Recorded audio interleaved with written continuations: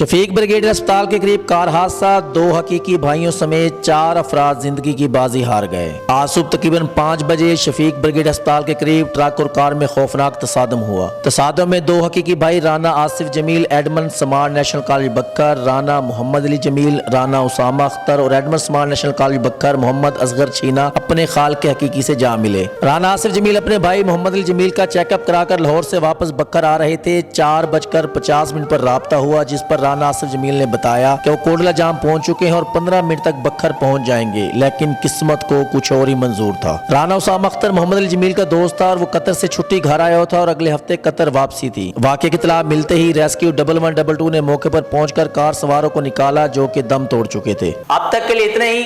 मजीद खबरों, सियासी तज्जियों के लिए जुड़े रहिए हमारे साथ। आपके इलाके का जाना पहचाना नाम खान टाइल डिस्प्ले, जो नाम है एतमाद का। हमारे पास सैनिटरी का मुकम्मल सामान बेहतरीन और आला क्वालिटी में दस्तयाब है। Khan tile display, proprietor Dilawar Khan, Dulla Khan, Umar Farooq road, बकर।